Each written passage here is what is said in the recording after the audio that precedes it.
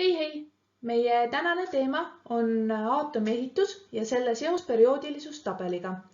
Aatomid on väga olulised aineosakesed, millega keemia tegeleb ja täna proovimegi nendest rohkem teada saada.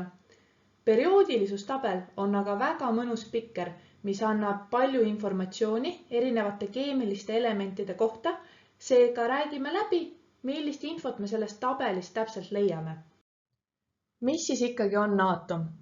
Aatomid on ainete ehituskivideks, ehk siis kõik meid ümbritsev koosneb aatomitest ning aatomid on väga väikesed aineosakesed, mille läbimõõt jääb pikomeetri suurusjärku ja mass on umbes 10 astmes -27 kilogrammi.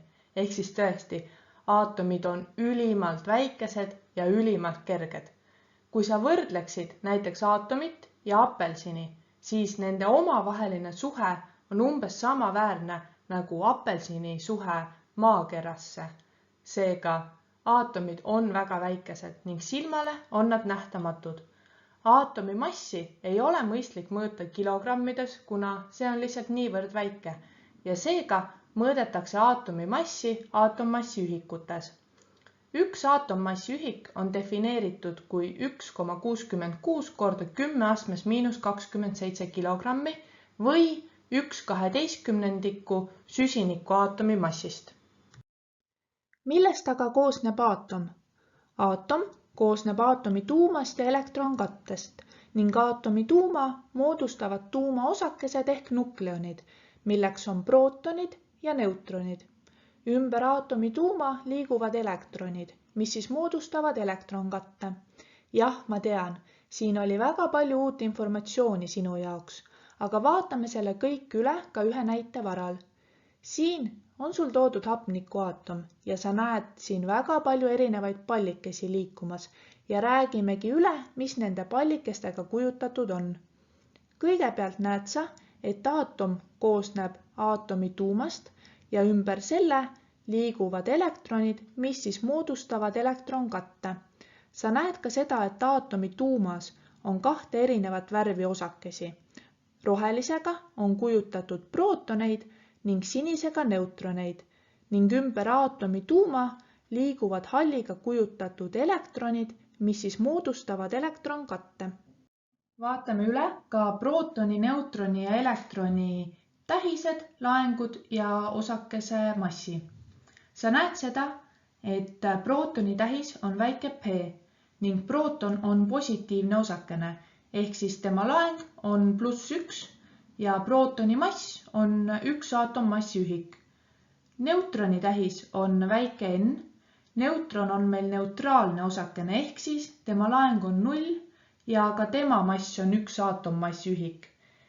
Elektroni tähis on e üleaindeksiga miinus, tähistamaks siis seda, et tema laeng on -1 ehk elektron on negatiivse laenguga osakene. Tema mass on umbes 50/1000 aatommassi ühikut. Seega võrreldes prootoni ja neutroni massiga on elektron väga palju kergem aineosakene. Aatomit iseloomustavad väga paljud erinevad seosed ning vaatame need nüüd ka koos üle. Kõigepealt peaksid sa teadma seda, et prootonite ja neutronite arvu summa on võrdne massi arvuga. See on ka loogiline, kuna eelnevast tabelist me nägime, et prootonite ja neutronite mass oli 1 aatommassi ühik. Seevastu elektronide mass oli vaid 50/1000 aatommassi ühikut ehk siis väga palju väiksem. Seega siit saadki sa meelde jätta, et aatomi mass on põhiliselt koondunud tuuma ja aatommassi ümardamisel saame me massi arvu. Aatomnumber või ka järjekorranumber näitab prootonite arvu tuumas ja kuna tuumas olevad laenguga osakesed on prootonid, siis näitab ta ka tuuma laengut. Lisaks näitab aatomnumber elektronide arvu ja siit järeldub, et kuna prootoneid ja elektrone on aatomis sama palju, siis aatom tervikuna on neutraalne. Elektronid paiknevad elektronkihtidel ning igale kihile mahub kindel hulk elektrone. Elektronkihte hakatakse lugema tuumast alates, ehk siis mida kaugemal tuumast elektronkiht asub, seda suurem on tema järjekorranumber. Esimeses kihis ehk tuumale kõige lähemal asuvas kihis on kuni 2 elektroni. teises kihis on kuni 8 elektroni, kolmandas 18 elektroni ja neljandasse elektronkihti mahub maksimaalselt 32 elektroni. Siinkohal on oluline ka meelde jätta, et tuumale kõige kaugemas kihis ehk siis väliskihis on kuni 8 elektroni. Kui me võtame nüüd näiteks süsinikuaatomi, siis jooniselt näeme me seda, et süsinikuaatom koosneb aatomi tuumast ja elektronkattest.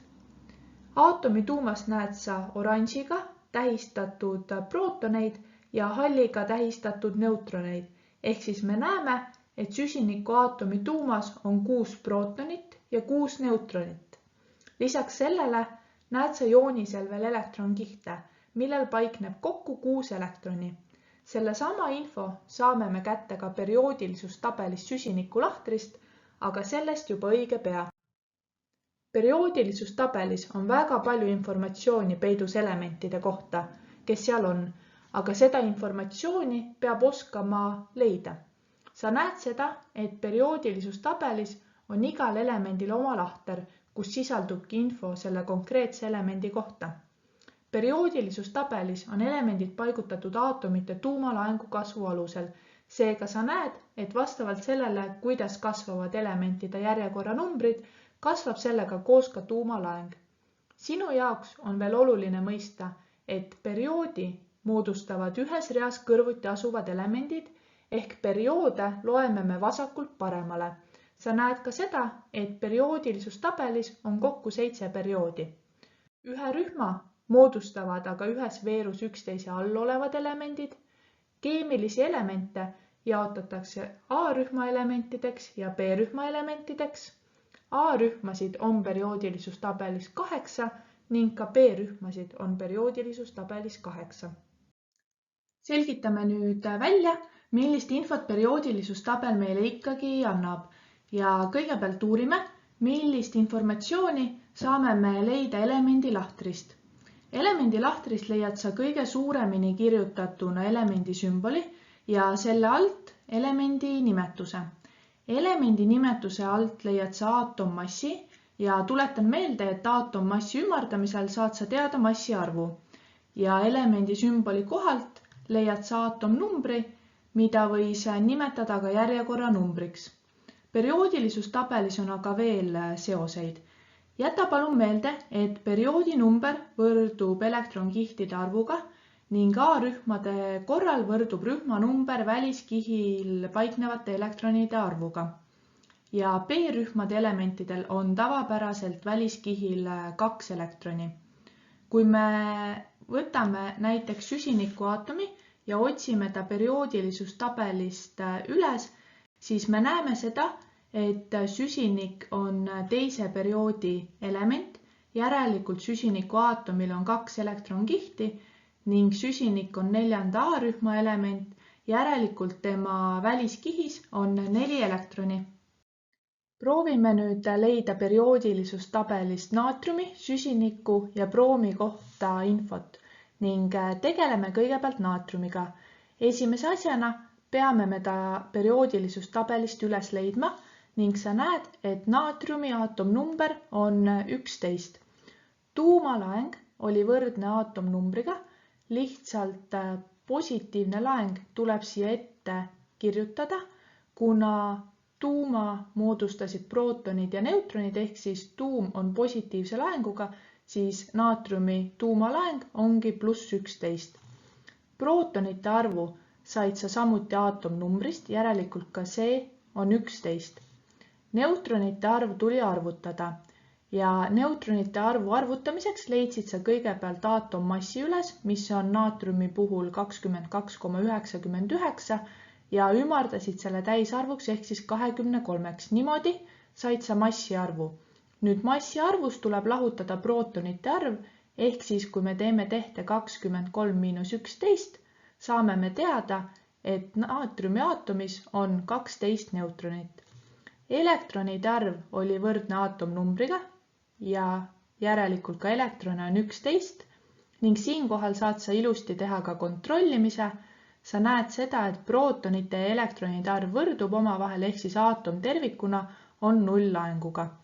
Elektronkihtide arvu said sa perioodinumbrist ja kuna naatrium asub 3. perioodis, on tal 3 elektronkihti ning väliskihi elektronide arvu said sa A-rühmade korral rühmanumbrist ja kuna naatrium on esimese A-rühma element, siis välises elektronkihis on tal 1 elektron. Edasi tegeleme süsinikuga, ehk siis leiame ka tema üles. Sa näed seda, et süsiniku aatomnumber on 6, järelikult tema tuumalaeng on +6. Kui aatomnumber on 6, on ka prootonite arv 6. Neutronite arv tuleb jälle arvutada, ehk siis aatommass, mis on 12,01, tuleb ümardada täisarvuks, mis on 12. Saimegi kätte massiarvu ja 12 lahutame 6, mis on prootonite arv ja saame teada, et süsiniku aatomis on ka 6 neutronit. Elektronide arvu saime samuti aatomnumbrist, see on 6 ja taaskord prootonite ja elektronide arv võrdub ilusti omavahel. Elektronkihtide arvu näitas meile perioodinumber, mis on 2 ja kuna süsinik on 4. A-rühma element, siis tema välises elektronkihis on 4 elektroni ja olemegi jõudnud broomini, ehk siis leiame tema perioodilisustabelist üles ja me näeme, et ta on 35. element.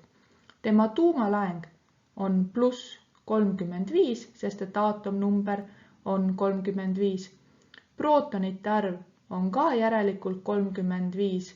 Neutronite arvu arvutame taaskord, ehk siis 79,90 ümardame täisarvuks, saame 80, seega meil massiarv on käes ja 80 lahutame prootonite arvu ehk siis 35 ning saame teada, et broomiaatomi tuumas on 45 neutronit. Elektronide arv on broomiaatomil ka 35, sellepärast et aatomnumber oli 35 ja prootoneid on ka 35. Kuna ta asub 4. perioodis, on tal 4 elektronkihti ning kuna broom on 7. A-rühma element, on välises elektronkihis 7 elektroni. Nüüd, kus sul on perioodilisustabelist leitav info juba palju paremini selge, saame me edasi minna elektronskeemide koostamise juurde. Elektronskeem on lihtsustatud mudel väljendamaks elektronide paiknemist elektronkihtidel. Elektronskeemi koostamisel on ka oma pisikesed põhimõtted. Nimelt tuleb kõigepealt kirjutada elemendi sümbol, seejärel koolon ning siis tuumalaeng. Siinkohal palun jäta meelde, et tuumalaeng on positiivne suurus ehk ära unusta plussmärki. Seejärel tuleb eraldada püstjoonega tuumalaeng ja järgnevad elektronkihid. Edasi märgigi kaarekestega elektronkihid ja jäta palun meelde, et elektronkihtide arv on võrdne perioodinumbriga. Seejärel märgi väliskihi elektronide arv. A-rühma elementide korral on see võrdne rühmanumbriga ning B-rühma elementide korral on see tavapäraselt 2. Elektronkihid tuleb täita vastavalt valemile 2n ruudus, kus n tähistab seda elektronkihti, millega me tegeleme. Ehk kui me soovime paigutada elektrone esimesele elektronkihile, siis on n-i väärtus 1. Ehk me teeme tehte 1 ruudus korda 2 ja saamegi vastuseks, et esimesele elektronkihile on võimalik maksimaalselt paigutada 2 elektroni. Teisele elektronkihile mahuks 2 ruudus korda 2 ehk 8 elektroni. Me hakkame selle valemi kasutamist ka kohe harjutama, kuid siinkohal palun jäta veel meelde, et eelviimase kihi elektronide arv tuleb alati välja arvutada. Koostame ise nüüd liitiumi, kloori ja kaltsiumi aatomite elektronskeemid ning selle jaoks on meil kõigepealt vaja perioodilisustabelit. Ning esimese asjana otsime perioodilisustabelist üles liitiumi ning sa näed seda, et liitiumi sümbol on Li ning edasi pidime kirjutama kooloni ja tuumalaengu, mis on +3, sest liitiumi järjekorra number on 3. Seejärel eraldame tuumalaengu ja järgnevad elektronkihid püstjoonega. Kuna liitium on teise perioodi element, siis tal on 2 elektronkihti, seega saamegi kirjutada siia 2 kaarekest ja kuna ta on esimese A-rühma element, on tema välises elektronkihis 1 elektron. Kui me nüüd kasutame esimese elektronkihi täitmise jaoks valemit 2n ruudus, siis n on 1. 1 ruudus on 1 ja korda 2 on 2. Seega esimesse elektronkihti mahuks maksimaalselt 2 elektroni ja kuna 3 elektronist 1 on praegu juba paigutatud, siis 2 elektroni ongi veel paigutamata, ehk siis esimesse elektronkihti saame kirjutada ära 2 elektroni. Elektronskeemi korral saad sa alati ka ennast kontrollida. Nimelt peavad tuumalaeng ja elektronide koguarv olema arvuliselt võrdsed. Ehk siis tuumalaeng on +3, elektronide koguarv on 3, mis annab -3 laengut, +3 ja -3 annab sulle kokku 0, ehk siis me oleme ilusti saanud liitiumi elektronskeemiga hakkama. Edasi tegeleme kloori elektronskeemiga ning kõigepealt tuleb meil perioodilisuustabelist üles leida kloor. Elektronskeemi koostamist alustame kloori sümboli kirja panemisest, edasi läks koolon ning siis tuli tuumalaeng, mis on +17, sest kloori järjekorra number on 17. Seejärel tõmbame püstkriipsu ning kuna kloor on 3. perioodi element, on temal 3 elektronkihti, seega kirjutame ära 3 kaarekest ja kuna ta on 7. A-rühma element, on tema välises elektronkihis 7 elektroni. Esimesse elektronkihti läheb 1 ruudus korda 2 ehk siis 2 elektroni ning eelviimase kihi elektronide arv tuli arvutada. Praegu on sul juba paigutatud 2 + 7 ehk 9 elektroni ja paigutamata on 17 - 9 ehk 8 elektroni. Kui me nüüd kontrollime seda, kas aatom tervikuna on neutraalne, siis 2 + 8 + 7 annab sulle kokku elektronide summaarseks laenguks -17 ja kuna tuumalaeng on +17, siis nende arvude kokkuliitmisel saame me 0 ning aatom tõesti tervikuna on neutraalne. Viimasena tegeleme kaltsiumi aatomi elektronskeemi koostamisega ning leiame kõigepealt kaltsiumi perioodilisuustabelist ülesse.